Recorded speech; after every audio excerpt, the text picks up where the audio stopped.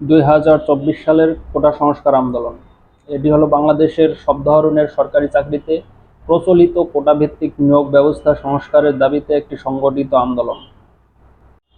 শুরুতে এটি সভা এবং সমাবেশের মধ্যে স্থির থাকলেও 14 জুলাই সাবেক প্রধানমন্ত্রী শেখ হাসিনা তার এক বক্তব্যে কোটা আন্দোলনকারীদের পরোক্ষভাবে রাজাকারের নাতিপুতি হিসাবে অভিহিত করেন।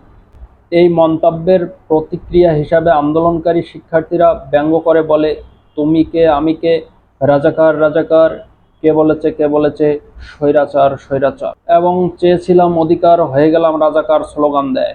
এর পরের দিন 15 জুলাই আওয়ামী লীগ ও সরকারের বিভিন্ন কর্মকর্তা, মন্ত্রীসহ সবাই আন্দোলনকারী শিক্ষার্থীদের বিরুদ্ধে মুক্তিযুদ্ধের চেতনা নষ্ট করার অভিযোগ আনেন। একই দিনে দেশের বিভিন্ন স্থানে ক্ষমতাসীন দল আওয়ামী লীগের ছাত্র সংগঠন ছাত্রলীগের নেতৃত্বে শিক্ষার্থী ও আন্দোলনকারীদের উপর রড, লাঠি, হকি স্টিক, রামদা, আগ্নেয়াস্ত্র নিয়ে হামলা চালানো হয়। একই সাথে পুলিশও লাঠি, রাবার বুলেট দিয়ে হামলা করে।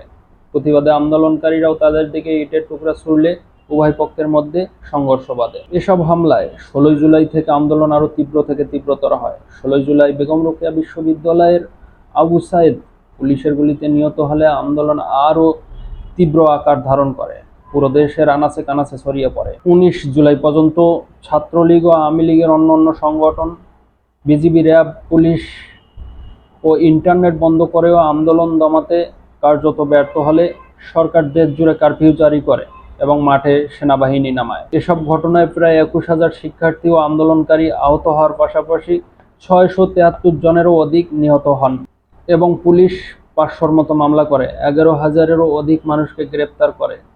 21 জুলাই বাংলাদেশ সুপ্রিম কোর্ট হাইকোর্টের দেয়া রায় বাতিল করে সরকারি চাকরিতে মেধার ভিত্তিতে 93% নিয়োগ দেওয়ার নির্দেশ প্রদান করে। 22 জুলাই 2024 সরকার এ বিষয়ে প্রজ্ঞাপন জারি করে। প্রজ্ঞাপনের ফলে কোটা সংস্কার হলেও এরই ধারাবাহিকতায় সরকার পতনের এক দফা দাবিতে অসহযোগ আন্দোলন শুরু হয়। 5ই আগস্ট শেখ হাসিনার পদত্যাগ এবং দেশত্যাগের মাধ্যমে আন্দোলন চূড়ান্ত পরিণতি পায়।